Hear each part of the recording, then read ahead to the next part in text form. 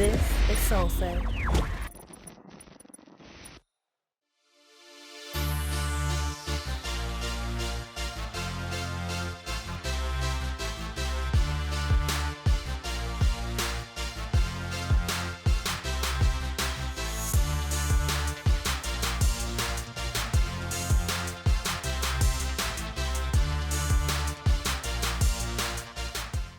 Hey, everybody. It's your girl, Miss Metchi, and we are back. This is Corporate Chronicles, brought to you in partnership with our good friends, Solsei Co. Definitely have to give a shout out to Melanated Queen Productions, where we film. Now, I'm not alone tonight. Yay! I have my good friend and business consultant, Miss Whitney here from NoirGirl. Give it up for yourself. Hey, y'all.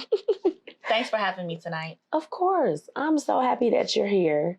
I think that with tonight's topic, you're going to have a lot of valuable input just based off of our conversations we've had. Always. So I'm excited that you're going to be here in the conversation.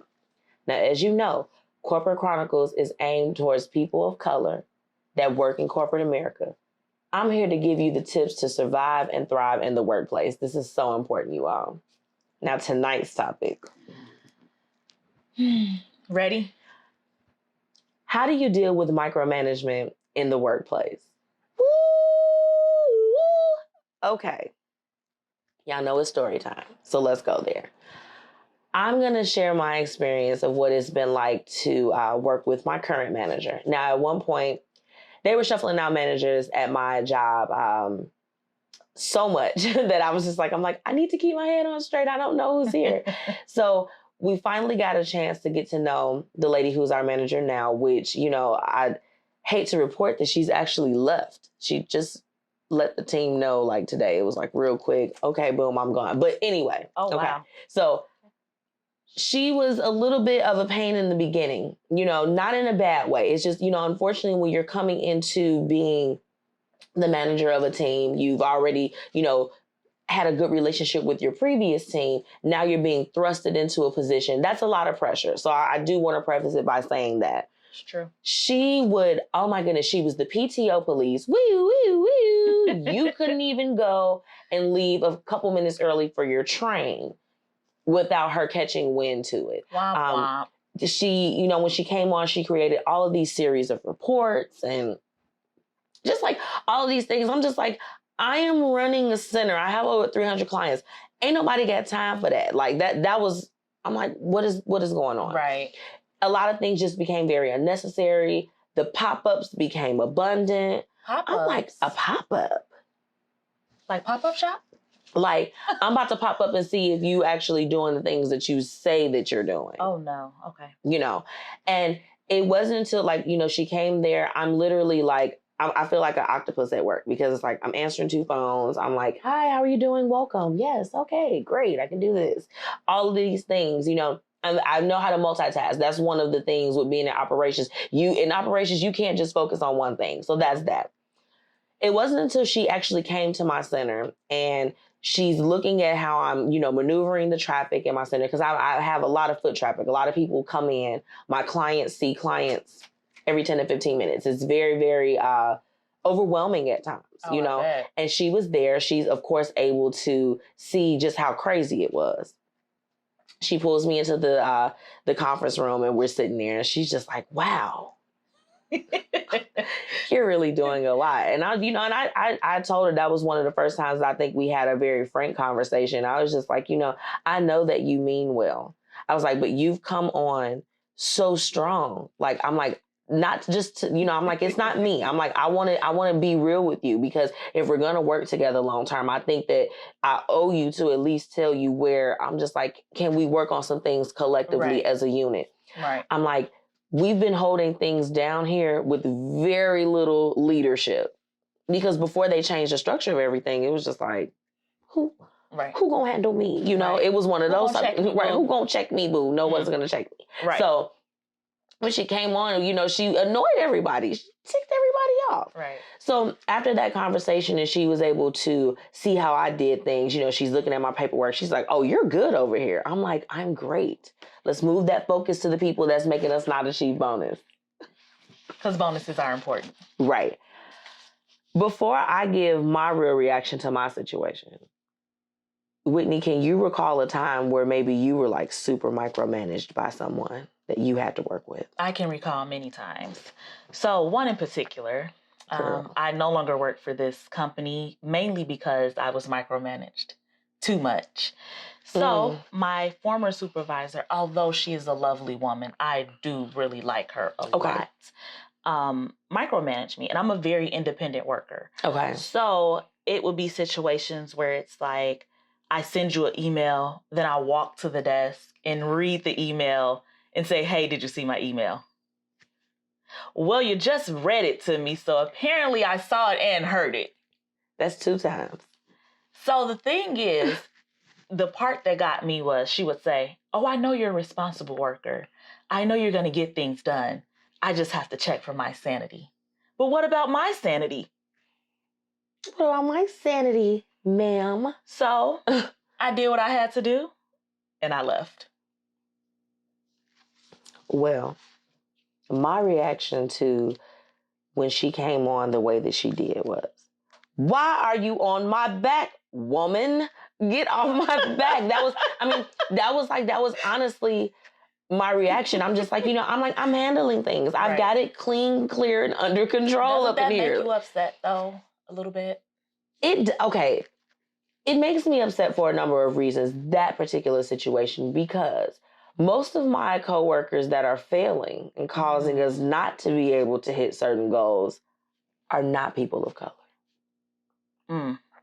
Now, I don't think that from her perspective, that the way she was doing things was intentional. She was doing that a little bit to everybody, but with previous management and their styles of how they did things, they always wanted to come and check in on our centers and see what we're doing and what are we up to. And then I'm just like, what about y'all got like about 5, 6 different other centers that need y'all immediate attention. They have thousands of dollars on the books.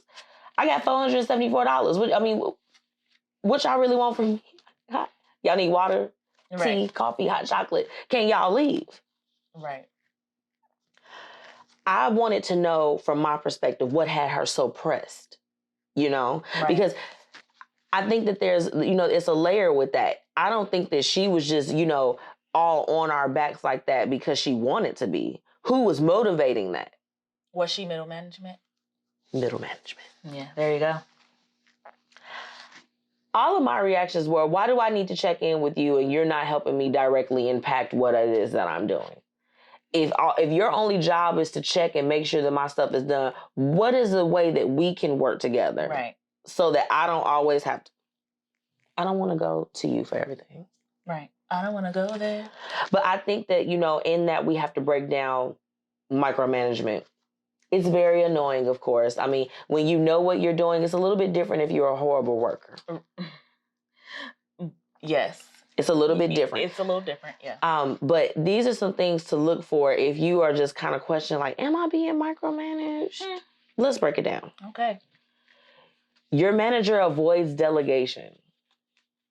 Okay, so you may be used to operating a certain way where you take care of, a certain amount of tasks or you contribute to something. They're like, no, I'm here and I'm going to oversee everything. And you're just like, but wait, I know how to do this. I've been doing this, And I feel like micromanagement always comes into play when you're having a shift of that middle management, right? Absolutely. Yeah, they just feel like, and now I'm here and I'm the big bad wolf. Right. And I'm doing things and you're just like this. Or double, triple check your work. Be like, half the time we are not even the problem. It's the person you just replaced. That's another story. Right. Okay. They're constantly making you do all of these different reporting methods. Yes. Oh, the reports. We have so many reports currently. Excel sheets, Google Sheets, Microsoft Word sheets, PowerPoints. I'm just like, I'm actually working. And then, it's a little bit different. Like with sales, okay, I can understand that they have to put together like a graph or something like that. But when I am in operations, I am the person on the floor. I'm the person in everyone's face. I'm helping people. Right. I don't have time for this. Right. You're not allowed to make any decisions. When my manager came on, Whitney, she literally we were able to do the timesheets for our employees that work directly under us. Okay, that makes sense. Completely, she took those abilities away. So who did them? She did. All of them. For over 20-something different centers. 40 people. So you chose that instead of delegating to your 20 people to take care of their time, well, not their time sheets, you take care of their time sheets, and then they take care of the next set of people. Right. She's just like, nope, I'm going to do all 40 of them. Okay. It's a load off my plate, but it's not really smart as far as if you are the person that's the micromanager in the office, because you only stress yourself out and you stress your team out. Right. That's not a good look. I was going to say she stresses herself out and it plays onto you guys. Right. And then for the ones, they won't share their knowledge and their abilities. Ooh. Right? That's different. Because it goes a little bit further with the delegation. So to give an example, like I have someone that works under me. Okay. I am training her in a way where if I'm not there, business runs as usual. If I need to be out of the office, I was so happy I was able to leave and go out of town for 8 days. Just recently. I came back and everything was still running the same way. Because I'm not afraid. I'm not afraid if I train you or show you some things that you're going to take my spot. My spot is secure. I'm trying to show you with leadership and what they have to understand with micromanagement. A lot of it is fear that they don't want you to surpass them. Oh, you know I'm going to school for organizational leadership, so we could talk about that all day long. Whitney, you know she's going to be on multiple episodes, so, okay? But there's a fear that's there, and I think that we have to acknowledge that. Mm-hmm. I don't live in that type of fear. I'm just like, I need freedom. Right. And in having freedom and having that mobility in the workplace, you have to show somebody else some things. You maybe don't show them everything now. Right. I'm not going to have you doing stuff that's solely my responsibility. Right. But if there are things that kind of, they sway over into your job duties, I'm going to show you how to, pay for it. Cross-training. I'm down for cross-training. Why do you think that most micromanagers don't like that, though? I'm going to say number one thing is fear. Mm-hmm. And when you're in middle management sometimes, or even not middle management, you have someone from the top telling you what to do, but then you're trying to please the employees at the same time. Right. Or they've made a mistake before and they've gotten in trouble for it. So now they have to double, triple check. Everything. And they're a control freak. Bottom line. That's number one. Mm-hmm. I used to be like that, but not to my people, though. I would just kind of silently have my freakouts. Like, you're not doing it the way that I like it. It's different. Or I think sometimes, this is a whole nother topic, but the home life, if they don't have control at home, they can have control at work. So work and home balance is something that we're going to be exploring on Corporate Chronicles too, because it's very important. No, very. Now, I have to give you some tips on how you can combat having a micromanager. Evaluate the behavior of your manager. Mm-hmm. Now, we just named a few things as far as kind of entities that'll jump out at you if you do have someone that's kind of grinding your gears. Right. So when you find out what those things are, try to just keep them in the back of your mind so that you can kind of know how you need to operate, right? Yep. Don't fight it, okay? Don't fight it or them. Don't fight them. Both of them. Don't fight it. Don't fight the situation. I think that you have to recognize what's going on. Mm-hmm. But don't be the one just like, I need you on my back doing all these things. You don't want to be that person in the office, especially as a person of color. Because anything that you do behavior-wise is going to stick out. You'll be the first one that'll probably be sent to human resources. And it's not, we're not saying this like, oh, woe is me. But this is the reality of what's going on. Women get labeled as aggressive. Or emotional. Yeah. So it's like all of a sudden you being told to take a personal day and you just like, I'm good. Yep. I'm just tired of them standing over me while I'm trying to complete my work. Is that a shadow? No, that's my manager. Right. Now, we talked about fear in terms of with micromanagement. The biggest thing that you can do when you run into a micromanager is increase trust. Okay. With my situation, once I was able to let her know and show actual data that backed up the fact that I'm good. She saw it within my actions. She saw it within my metrics. You know, if you're handling things, you have to find a way to positively let them know, I've got this, without being disrespectful, without putting yourself on HR's radar. You have to find a way to let them know, like, you know, it seems that you are worried about these things. Right. This happens to be my strong suit. Like, it's when I sat down with her, I said, I dominate in operations, and I'm not afraid to say it. I've turned around 2 failing centers that would have closed within a year or so without me going in and doing what I needed to do. I'm very aware of all of my margins. I can tell you every client that's in here, down to the total number between virtual clients and my physical clients that I see on a day-to-day basis. That is a gift. So I was able to let her know everything. And with that, she was able to kind of be calm in knowing that she doesn't, I'm like, there are other people that need your attention drastically. I'm okay.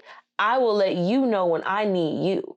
Right. And if you need me to do these reports because you have to turn them in or you just need them for your own thing, that's cool. But can we please stop the dragon, the fire? We need to stop. Keep your boss in the loop. The biggest thing that you can do for yourself is if you beat the problem, you don't have to meet the problem, okay? Yes. So if they're just like this, they want to know if you talk to a client or whatever it is that you do in the workplace, okay? Right. If you know that time you finish with that appointment, they're going to check on it, guess what you do? You give a synopsis beforehand. Send an email, send a status report. Hey, you got time to jump on a quick call? I'm real good for that. I'm just like, hey, something crazy really happened here. You got 5 minutes? You beat them to it, because then you'll be less annoyed if you do it on your terms. Yep. But then it'll also appear that you're doing it on their terms. Because you have fully scoped out your manager. Yep. You know that they're just like this. Their ass gets a little tight if you don't send them a follow-up email and do what they've asked you to do, you know? And that goes against the not fighting it. If you have a new manager, or if you have an old manager that, you know, like you said, their management's gotten on them and they like, and we're changing it up. You have to be able to go with the flow and evolve within the work procedures or whatever policies are in effect at that time. Yep. At that time. Okay, because I know in my company it changes all the time. I mean, I'm just like this. Oh, I didn't know. Oh, great.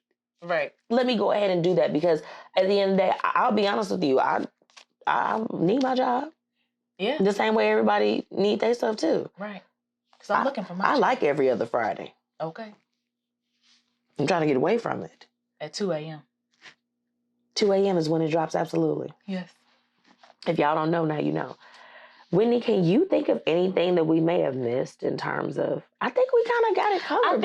I think you got it. The one thing is keeping your manager in the loop. Mm-hmm. So my current manager, when I was working on a project with him, he would always, every Wednesday, he would send me an email like clockwork. Hey, can you ping the client and ask for an update? So when I noticed that he started doing this, I started emailing him. Hey, I reached out to the client for an update already. Right, just want to let you know. Just want to let you know. And guess what? He said, oh, you read my mind. Well, you do it every Wednesday. Every Wednesday. So after, a couple of times, he stopped asking me. Right. And then he would say, oh, I see you're in the meeting. Do you need me to do it? Yeah. Right.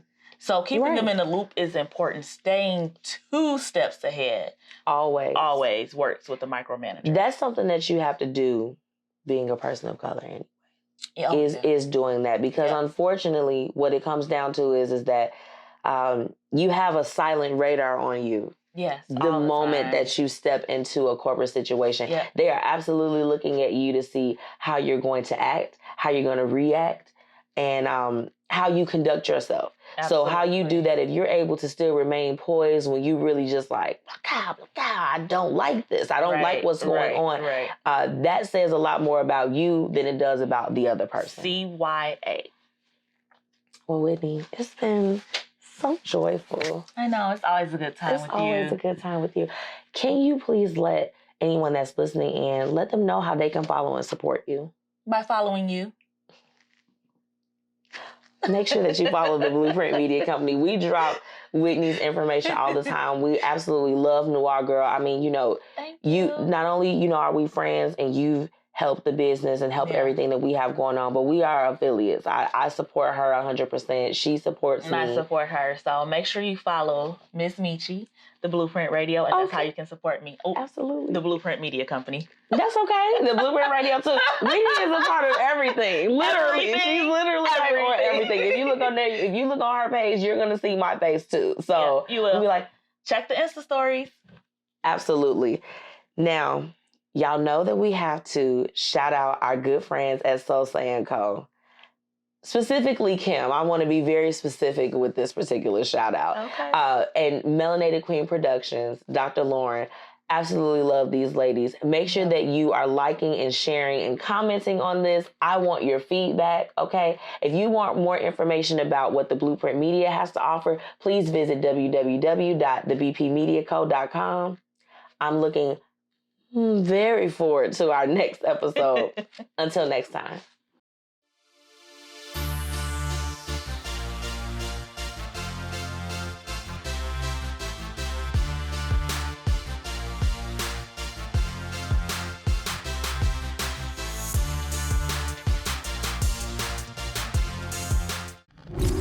This is Solsei.